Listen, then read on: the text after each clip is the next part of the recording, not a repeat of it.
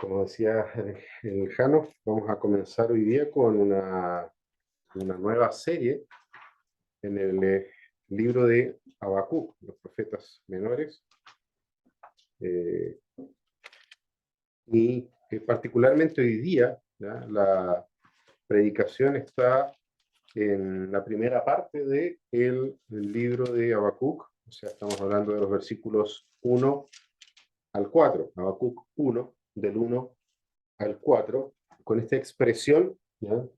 Este sería el nombre de esta primera predicación, es justamente una de las primeras palabras, una de las primeras cosas que dice Habacuc. ¿Hasta cuándo, Señor? ¿Ya? Entonces, en este texto, Habacuc 1, del 1 al 4, dice así: Esta es la profecía que el profeta Habacuc recibió en visión. ¿Hasta cuándo, Señor, he de pedirte ayuda sin que tú me escuches? ¿Hasta cuándo he de quejarme de la violencia sin que tú nos salves?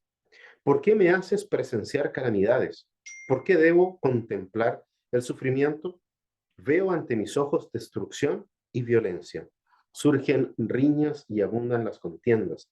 Por lo tanto, se entorpece la ley y no se da curso a la justicia. El impío acosa al justo y las sentencias que se dictan son injustas.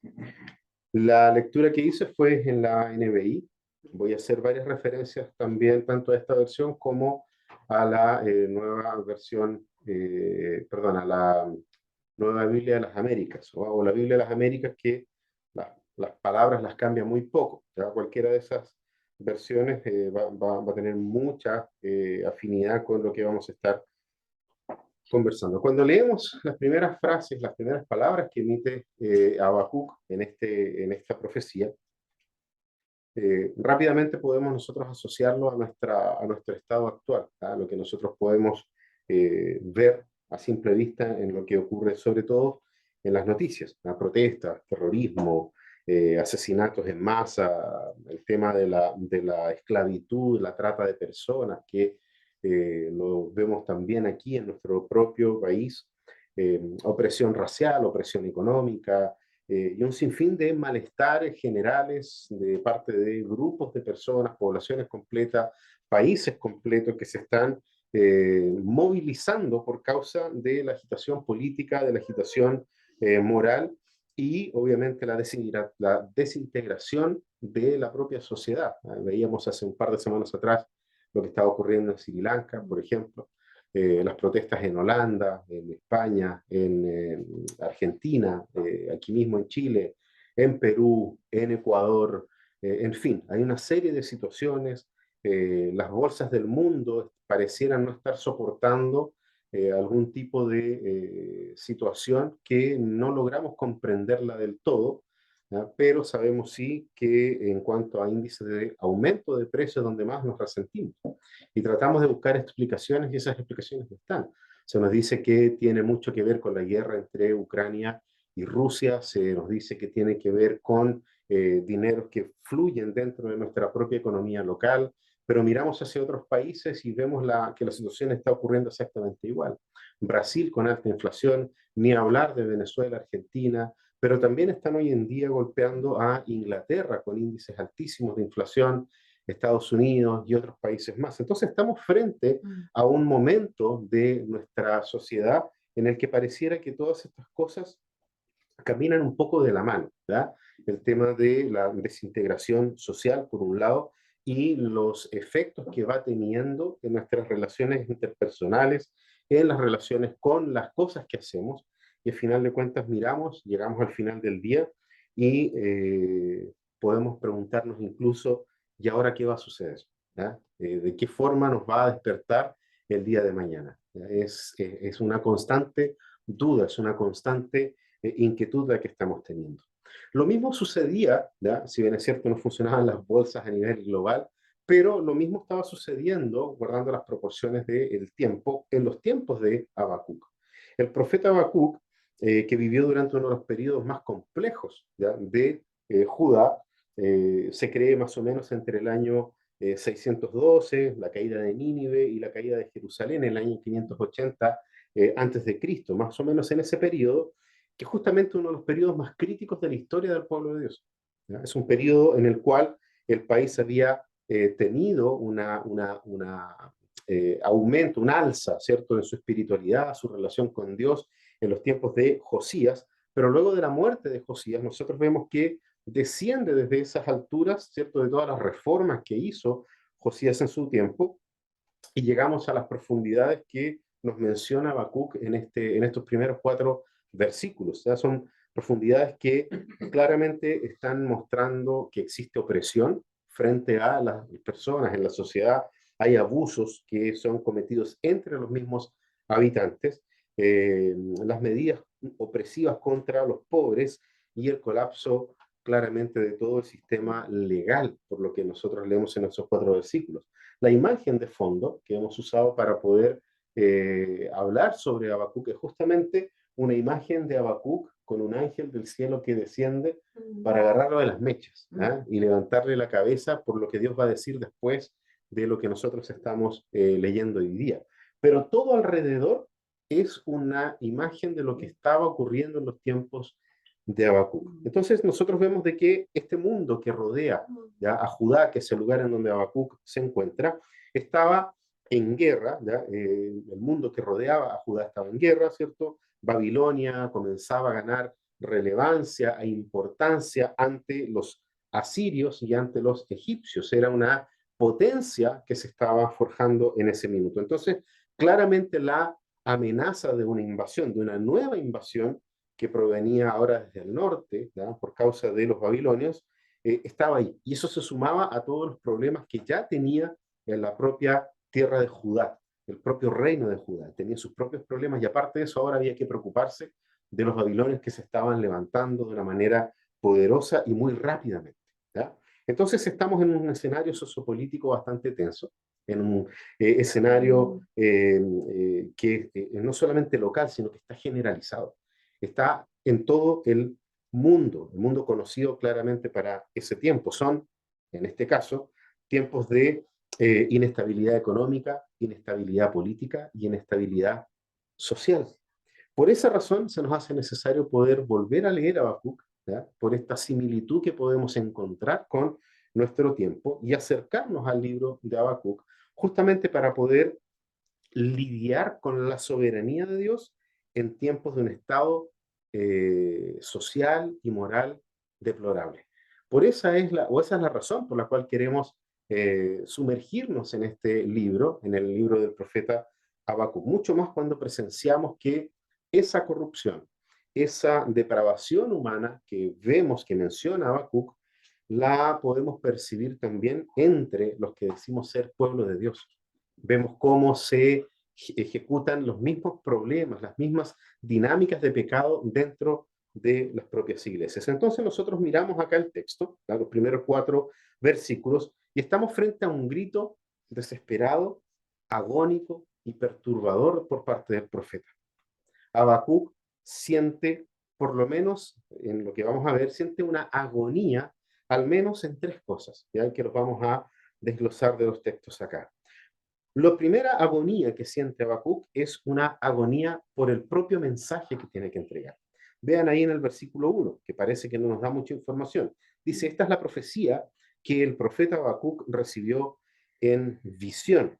Es muy interesante porque, por ejemplo, en la versión, la Biblia de las Américas, dice de la siguiente forma, profecía que tuvo en visión el profeta Habacuc, ¿ya? Profecía que tuvo en visión el profeta Habacuc. Si nosotros pudiéramos haber hecho una traducción literal del hebreo al español, diría profecía de visión del profeta Habacuc, ¿ya? Profecía de visión del profeta Habacuc. Eso sería más o menos de forma muy, muy literal. Ahora, cuando nosotros observamos esa primera frase, la primera sentencia, y decimos de que Habacuc siente una agonía por su mensaje, a diferencia de otros libros proféticos que generalmente nos contextualizan dónde el profeta está profetizando, ¿ya? Nos menciona algún rey, algún lugar, algún tiempo, ¿cierto? Y entonces el profeta se instala en un tiempo, en el espacio, para poder traer esa profecía. Ahora, a diferencia de ellos, la apertura del libro de Habacuc se enfoca únicamente en el mensaje que trae. Es el mensaje lo que a Habacuc lo sorprende, lo asusta y, como bien dije, lo deja en un estado de agonía. Se siente realmente muy preocupado por el mensaje que él está recibiendo. Se le coloca, es muy interesante porque se le coloca ahí la palabra, ¿cierto? Profeta, ¿ya? Habacuc se le llama profeta, ¿ya? ¿Y eso por qué? Porque efectivamente él está siendo una especie de portavoz de lo que Dios le está diciendo a su propio pueblo. Pero no nos dice nada del autor, ¿ya? No nos dice quién era Habacuc, no nos dice qué hacía Habacuc, no nos dice qué posición tenía dentro de la sociedad, y simplemente menciona que es un profeta, o sea, un portavoz de Dios. Ahora, lo que es interesante también en ese primer versículo es que el término profecía, o que es traducido como profecía y en otros casos es traducido como oráculo, ¿ya? Es un tipo de género literario que uno esperaría encontrar, ¿ya? Que es una serie de revelaciones de Dios diciendo, hagan esto, digan esto, por causa de esto, entonces ocurre esto. Y lo que pasa acá con la profecía de Habacuc, si nosotros lo leemos, en realidad no son oráculos como acostumbramos a verlos, sino que estamos frente a una serie de diálogos del profeta con Dios. Sin embargo, son diálogos del tipo oráculo, ¿ya? Porque él hace cuestionamientos, preguntas, y Dios le responde, ¿ya? Que es lo que vamos a seguir viendo durante el resto de las semanas que nos vamos a ir juntando. Entonces, en este diálogo, ¿cierto? El profeta busca reconciliar, y eso es una de las cosas que nosotros lo vamos a ver durante todo el desarrollo de esta serie. Habacuc busca reconciliar su comprensión de la soberanía de Dios. Está descolocado, eso lo vamos a ver muy bien en las siguientes predicaciones, pero Habacuc está totalmente descolocado de la conceptualización de la soberanía de Dios, ¿ya? Porque él está viendo algo, ¿ya? Y eso que él está viendo, esta visión que él está teniendo, es una visión que lo perturbó, pero total y completamente. Se siente totalmente perturbado con todo lo que él está mirando. Ahora, estos diálogos entre Habacuc y Dios tienen un grado de dificultad que no son simples, ¿ya? A propósito de la próxima semana, que Alejandro va a compartir la palabra, no son simples de comprender, ¿ya? Justamente por cómo Dios está obrando. Dios está actuando de una manera totalmente inesperada. Y ese es el punto que descoloca a Habacuc, lo deja, como diríamos en buen chileno, marcando ocupado. No sabe qué es lo que está pasando, ¿ya?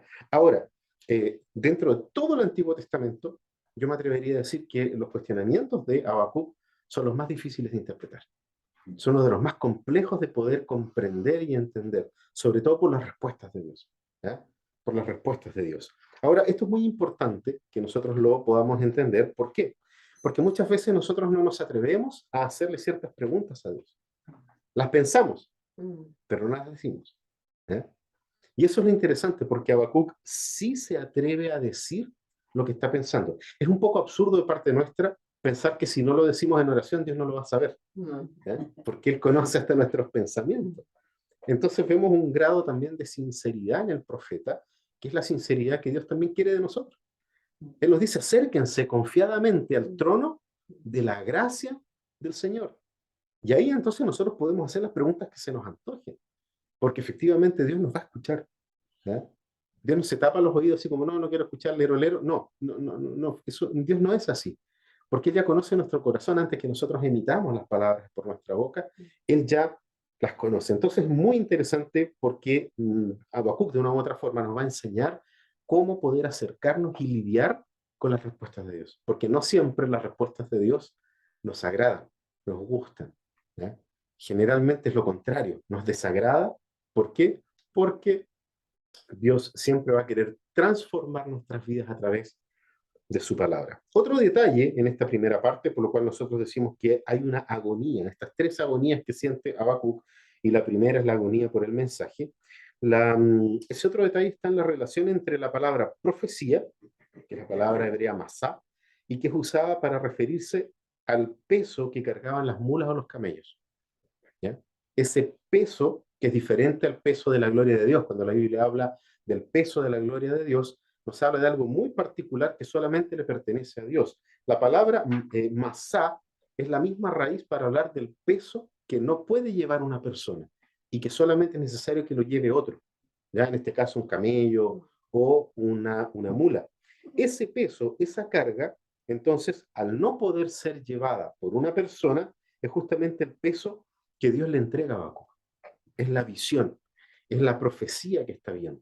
Y se le entrega a Habacuc. Y por su parte, el nombre Habacuc, ¿no? Que la raíz de la palabra Habacuc es la palabra Shabak, que significa abrazo. ¿Ya? Podríamos decir que Habacuc significa algo así como abrazador. ¿Ya? Es el que abraza. Pero fíjense que no es el tipo de abrazo que de repente nosotros nos saludamos cuando nos vemos en la iglesia. Hola, ¿cómo estáis? Nos damos un abrazo medio como de lado, ¿ya? Sobre todo ahora con el coronavirus. Es el tipo de abrazo de alguien que no quiere apartarse más de aquel que recibe el abrazo.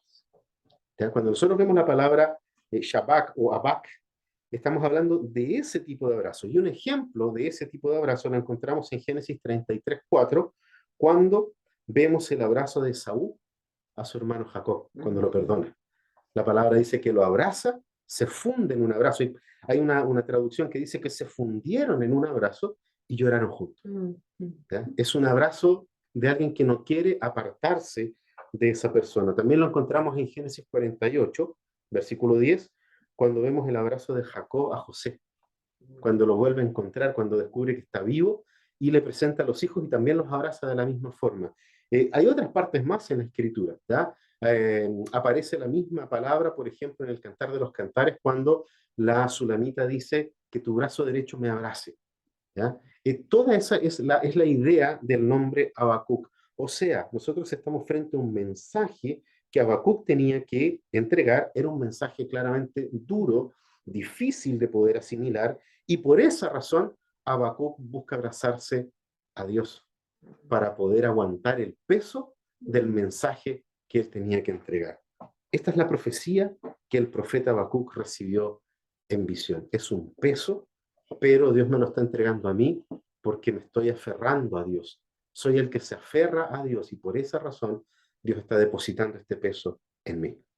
La segunda agonía que nosotros vemos en el texto es una agonía por el silencio de Dios. En el versículo 2 dice, ¿hasta cuándo, oh Señor, pediré ayuda y no escucharás? Clamaré a ti violencia y no salvarás. ¿Hasta cuándo, Señor? ¿Hasta cuándo? Por eso tiene ese título nuestra predicación de hoy día. ¿Hasta cuándo, oh Señor? El profeta comienza con esta expresión. Es el tipo de violencia por lo que dices. ¿Hasta cuándo, Señor? Inmediatamente apela a Dios, que claramente el profeta sabe que Dios ve todas las cosas, y ahí es donde le dice a Dios, este tipo de violencia que solamente tú puedes salvar. Es un tipo de situación que solamente tú puedes intervenir. Sin embargo, y a pesar de las constantes oraciones, porque le dice, ¿hasta cuándo? Eso no es una expresión de alguien que lleva a Dios en oración por primera vez algo. ¿Ya? El hasta cuándo es un hastío, es una expresión de rabia de que Dios no le está respondiendo. Eso nos hace pensar de que realmente Habacuc ha estado durante todo ese tiempo orando constantemente, pero todavía no recibe ningún tipo de respuesta de parte de Dios. El profeta sabe que él no puede cambiar la situación. ¿Eh? Sabe que él como humano, como persona, no puede cambiar a un país completo.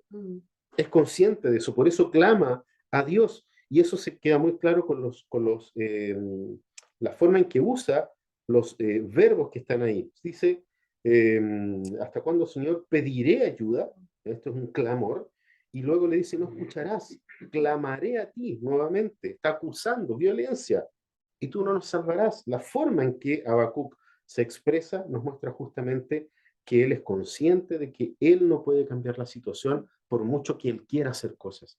Es algo que está totalmente fuera del control del propio profeta Habacuc. Por esa razón, y aquí es lo interesante, porque acusa a Dios. Le dice, tú no has hecho algo. ¿Ya? Y eso es, para nosotros hoy en día, acusar a Dios sería descabellado, una falta de respeto. Pero al parecer no. Al parecer no, y Habacuc nos está enseñando a cómo nosotros podemos justamente lidiar con este tipo de situaciones delante de Dios, porque se queja, culpa a Dios, ¿ya? Lo acusa, la verdad, de hacerle ver este colapso. Le dice, ¿por qué me haces ver esto? ¿Ya? Eso lo dice un poquito más abajo, ya voy a hablar más sobre ese detalle, pero le dice, ¿por qué me haces ver esto? Pero se queja también delante de Dios porque Dios se lo está pasando a él. ¿Ya? Le está pasando este peso a él. ¿Por qué, Dios? ¿Hasta cuándo me haces ver esto? ¿Hasta cuándo yo tengo que soportar? ¿Hasta cuándo, Señor, clamo a ti y tú no me vas a responder? Esta apertura del diálogo, como yo les decía, uno espera, cuando uno lee ahí profecía u oráculo, uno espera que haya una serie de declaraciones oraculares de parte de Dios. Pero esta apertura del diálogo de Habacuc con Dios es muy típica también en el libro de Salmos. ¿Ya? No vemos de que Habacuc simplemente haya, desde sus propias entrañas, haya dicho algo. El profeta es consciente de la tradición que tiene hacia atrás y de una u otra forma, se escuda en sus palabras en lo que ya dijo David, en lo que ya había dicho David. Fíjense, ahí yo les voy a pedir que me acompañen al Salmo número 13, ¿ya? Para que podamos ver la misma expresión, pero ahora por parte del rey David. Dice el rey David aquí en el Salmo 13, ¿hasta cuándo, Señor? Exactamente la misma expresión. ¿Hasta cuándo, Señor, me seguirás olvidando? Incluso la expresión de decir, no me respondes, está aquí. ¿Hasta cuándo esconderás de mí tu rostro? ¿Hasta cuándo he de estar angustiado y he de sufrir cada día en mi corazón? ¿Hasta cuándo el enemigo me seguirá dominando? La expresión de David es la misma que dice, ¿ya? El profeta Habacuc. Y en el Salmo 22, la expresión es la misma, pero está dicho con otras palabras. Dice, Dios mío, ¿por qué me has abandonado o por qué me has desamparado? Lejos estás para salvarme. Fíjense que es muy parecido a lo que dice Habacuc. Lejos estás para salvarme, lejos de mis palabras de lamento. Dios mío, clamo de día y no me respondes. Clamo de noche y no hallo reposo. Lo que le está ocurriendo a Habacuc le había ocurrido antes también a David. Y eso es muy interesante. ¿Por qué? Porque por lo general este tipo de oraciones donde se, entre comillas, acusa a Dios, ¿ya? Eh, se hace justamente para decirle a Dios, Dios, tú no has intervenido. A pesar de que hemos clamado, tú no has intervenido a tiempo para cambiar las circunstancias. ¿Ya? Y como la circunstancia aquí es compleja, Habacuc sufre esta aflicción. Habacuc se siente agónico delante de Dios al ver todo lo que él está viendo. Ahora, aunque el profeta, ¿cierto?, clama por rescate, el Dios de salvación no le está respondiendo. Entonces, ¿cómo no se va a sentir agónico delante de esa situación? Clama delante de mí que yo te responderé. Y entonces, ¿qué hace Habacuc? Clama y Dios no le responde. Por eso le dice, ¿hasta cuándo, Señor, he de esperar? ¿Hasta cuándo voy a tener que esperar por esto? ¿Cuánto tiempo debe continuar la desintegración espiritual de tu pueblo? ¿Hasta cuándo, Señor, nosotros tenemos que ver cómo cae la sociedad delante de nuestros ojos sin que tú, Señor, hagas algo, sin que tú, Señor, puedas intervenir?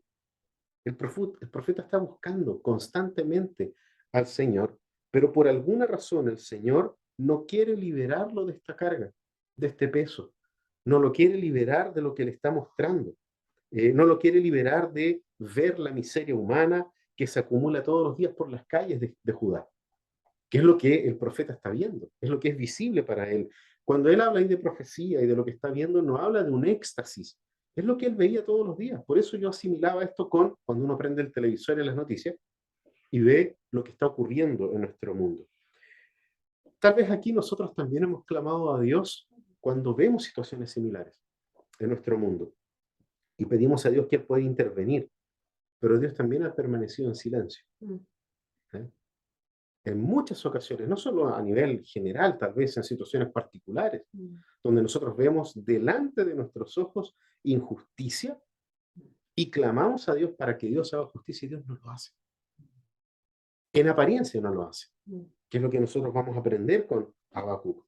Pero tanto en los tiempos de Habacuc como también en nuestro tiempo y en toda la escritura, los silencios de Dios Y eso es muy importante porque va a ser relevante de aquí en adelante, ¿ya? Sobre todo a partir de la próxima semana, los silencios de Dios hablan mucho más fuerte que muchas palabras. Cuando Dios está en silencio, el tema es cómo nosotros podemos asumir los silencios de Dios y cómo nosotros podemos entender de que el silencio de Dios es un cántico para su propia gloria, porque Él está preparando algo, Él no está pasivo. El hecho de que Dios no hable no significa que Él no está de manera activa interviniendo para el favor, como dice su palabra, de los que le pertenecen a Él. Entonces, cuando Dios está en silencio, Dios está haciendo algo, pero ciertamente hay una agonía de Habacuc por causa de esta situación. Y la tercera agonía es justamente una agonía por la situación. Nosotros vemos entonces tres agonías: una agonía por el mensaje que él tiene que entregar, una agonía por el silencio de Dios, y la tercera es una agonía por la situación, que nosotros lo vamos a ver ahí en los versículos 3 y 4. Si ustedes se fijan ahí, Habacuc fue testigo o está siendo testigo de una sociedad que se había estado desmoronando de a poco, no es algo instantáneo. Al momento en que él dice hasta cuándo, es porque tal vez él fue viendo situaciones poco a poco y entonces las fue denunciando en oración delante de Dios. Pero ya llega un punto en que no soporta esto, no soporta el silencio de Dios, ¿ya? Y busca al Señor para poder escuchar la voz de él. Muestra a Habacuc con sus palabras justamente esta sociedad que se está desestructurando moralmente, desde los líderes espirituales y políticos, ¿ya? Como lo vamos a ver más adelante en la serie, pero también la gente común y corriente. No es solamente un problema de las élites, sino que es un problema de toda la sociedad, desde el principal, príncipe, rey, quien sea, hasta los niños estaban en situaciones de infidelidad delante de Dios, estaban en situaciones de injusticia, y eso se había practicado de forma tan común entre las personas que la gente ni siquiera se daba cuenta. El profeta se está dando cuenta. El profeta, Dios muestra al profeta, porque al parecer todo el mundo estaba alejado del Señor y del pacto de Dios. No nos olvidemos del contexto. Habacuc le está hablando a su pueblo, al pueblo de Dios. No le está hablando a otra sociedad, no le está hablando a Nabucodonosor, le está hablando a su pueblo, le está hablando a aquellos que tienen el pacto, que guardaban el pacto de Dios, que celebraban culto al Señor todos los días de reposo. A ellos les está hablando. Entonces, en todos los niveles de la sociedad hebrea, por lo que podemos entender de lo que dice Habacuc, el pecado es evidente y se practica de manera común y constante. Entonces, hay infidelidad, eso es lo que ve el profeta, que hay una infidelidad que es una infidelidad del pacto de Dios, ¿eh? En contra del pacto de Dios, y es una infidelidad claramente doctrinal.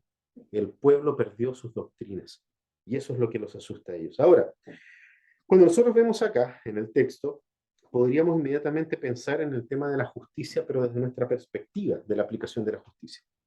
Sin embargo, en el antiguo Oriente Medio, la justicia era la característica más básica y necesaria de la sociedad. Sin justicia no se podían hacer, por ejemplo, los tratos, ¿ya? Si no había justicia entre los pactantes de un trato, nadie podía cerrar ni siquiera la venta de un animal, porque yo podía cerrarla y el otro me podía hacer leso, ¿ya? Y entonces ya no había justicia, o sea, la justicia se practicaba desde las relaciones personales hasta temas ya a nivel país. Entonces, la función del rey, y ahí es donde está el tema, la función del rey era mantener la justicia, ¿ya? Y entonces Habacuc dice, bueno, esto de aquí, lo terrenal está por allá abajo, entonces yo clamo al rey. ¿Quién era el rey de Israel? Dios, Jehová. Por eso él, ¿a quién acude? Al rey, para que el rey haga lo que tiene que hacer.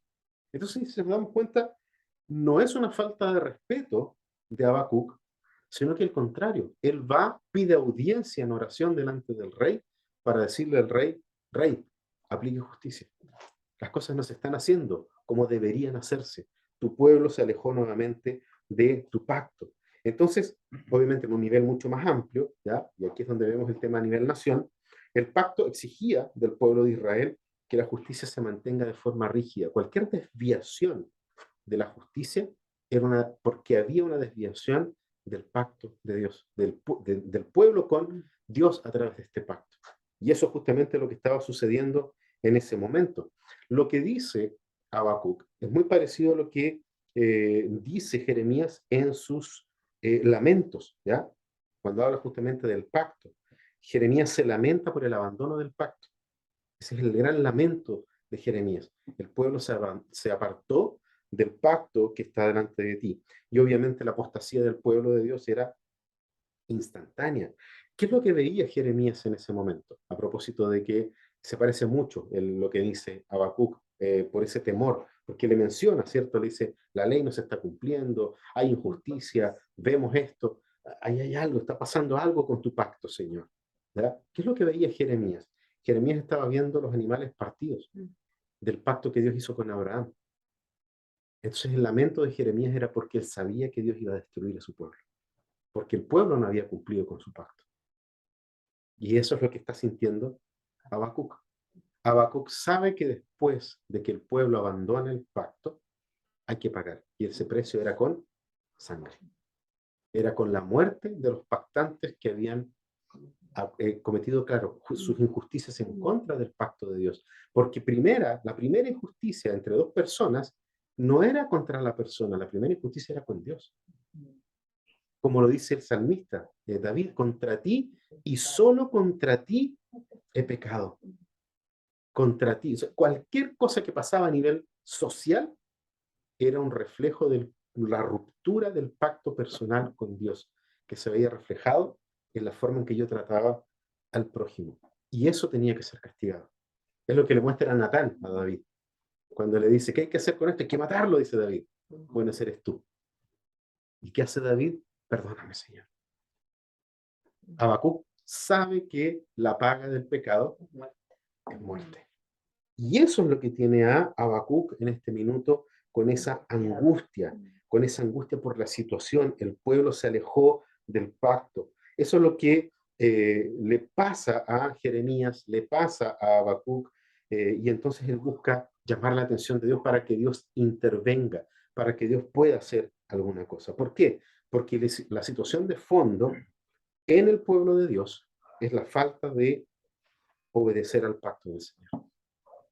Esa es la raíz de todo el problema y de todo lo que va a decir Habacuc durante toda su profecía.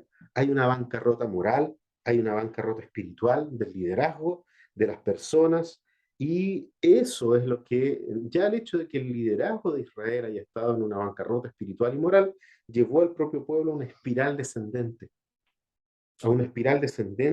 hacia una desintegración social, una desintegración espiritual y moral de toda la sociedad. Ahora, en esta subcultura que se había generado en el pueblo de Israel, de injusticia, de hipocresía, de opresión y muchas otras cosas, Habacuc, expresa aún más su agonía cuando él dice, ¿por qué me haces ver la iniquidad? ¿Por qué me haces ver todo este problema? No estamos diciendo que Habacuc haya sido justo, pero él entendía de que el hecho de que Dios le haya mostrado algo es porque Dios había visto en él una justicia diferente. Por eso él se atreve a acercarse al rey, a pedir que el rey pueda intervenir en esta situación. Por eso al principio dice profecía de el profeta. No es una idea mía. Dios me llamó a poder decir estas cosas. No por mí, sino que porque la situación ya no da para más. Todo esto llega a un punto crítico en el versículo 4, en el cual Habacuc declara que la ley está paralizada, que la ley está torcida. ¿Ya? La ley aquí es Torah, la palabra Torah, ¿ya? Que, por decirlo de una u otra forma, un resumen de lo que Dios quiere para su pueblo. ¿Ya? Está todo en ese lugar. Ahora, una vez que se deja de lado la ley, como yo bien había dicho antes, el resultado es evidente. Se apartan de la ley, se apartan de tus caminos. Se aparta la justicia, se aparta todo lo bueno que viene de Dios. ¿Por qué? Porque la ley de Dios, ¿ya? El hecho que la ley de Dios exista, es que Dios también está en ese lugar. En la medida en que el pueblo cumple con la ley de Dios, Dios está presente en ese lugar. La ley también tenía todos los rituales, por ejemplo. Y sabemos de que, sobre todo antes de, eh, antes de Josías, ¿cierto?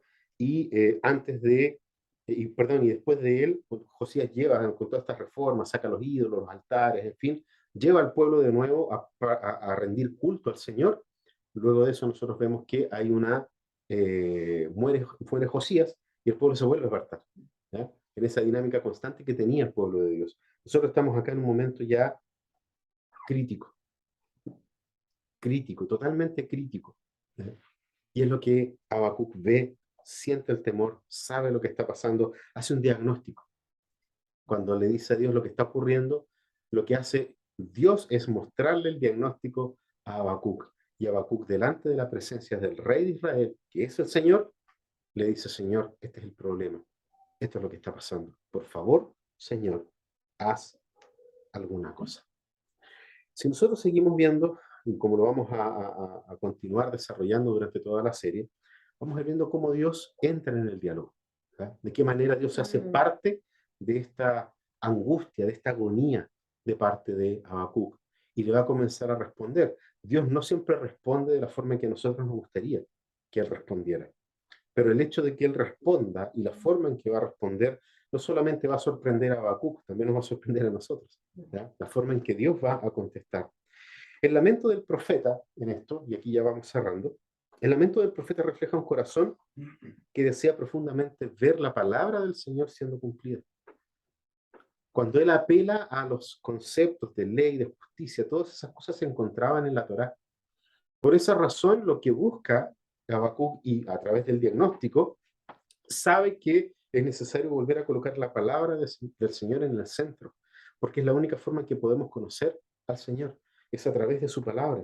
Él sabe que, el profeta, ¿cierto? Sabe que la bendición de Dios va a estar sobre su pueblo si el pueblo honra al Señor cumpliendo con sus preceptos. Honra al Señor cumpliendo la ley, en obediencia a la palabra. Entonces es evidente que los problemas y la iniquidad en los tiempos de Habacuc, eh, al haber quitado la ley, se manifiestan de manera clara y evidente.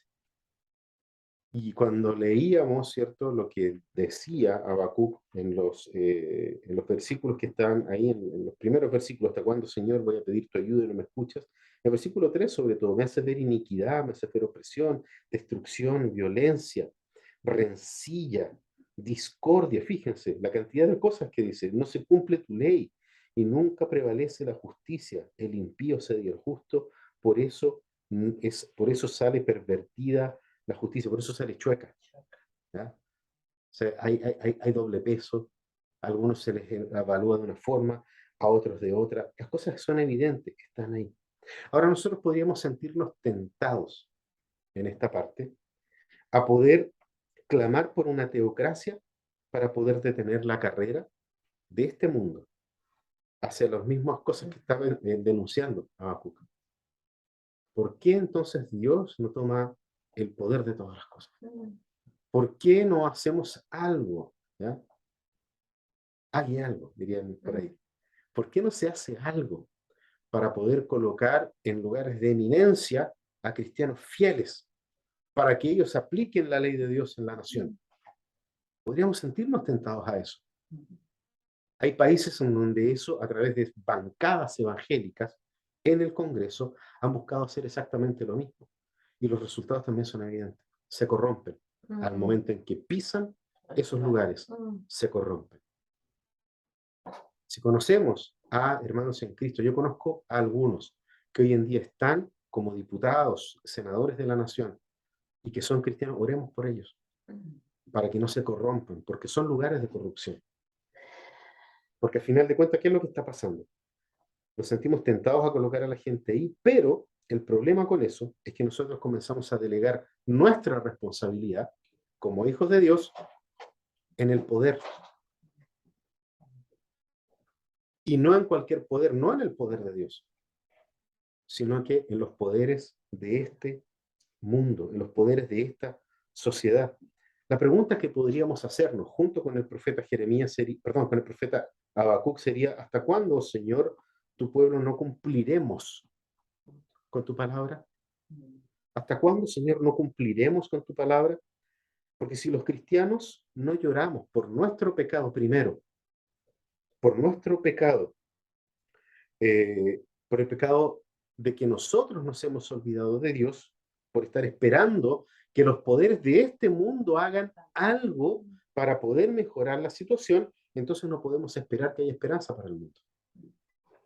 Porque estamos delegando. Tal vez estamos en la situación de Habacuc. Señor, ¿por qué permites esto? ¿Por qué permites que veamos toda la corrupción, todo lo que está ocurriendo, la decadencia moral de toda nuestra sociedad? Tenemos que hacer algo. ¿Qué se nos ocurre? Colocar un diputado, en vez de reconocer nuestra responsabilidad inicial en toda esta situación y comenzar nosotros a hacer lo que debemos hacer. Jesucristo dijo, pongan personas en el Congreso. Jesús no dijo eso. Jesús dijo, ustedes son la sal y ustedes son la luz de este mundo. Y estaba hablando a cada uno de nosotros. Desde el que está en un mayor grado de importancia social hasta las personas que tienen menos actividad dentro de la sociedad.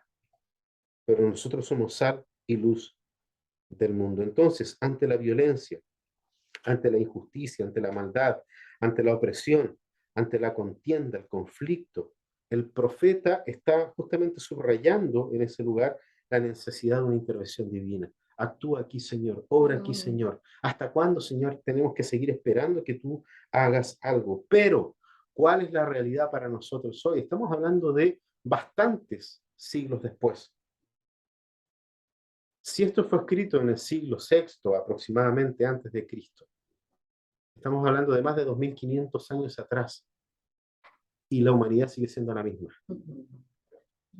¿Verdad? Sigue siendo exactamente la misma, y en vez de clamar a Dios para que nos lleve al arrepentimiento personal, al arrepentimiento como pueblo de Dios delante de Él, estamos queriendo colocar personas para que intervengan a niveles de los poderes de este mundo.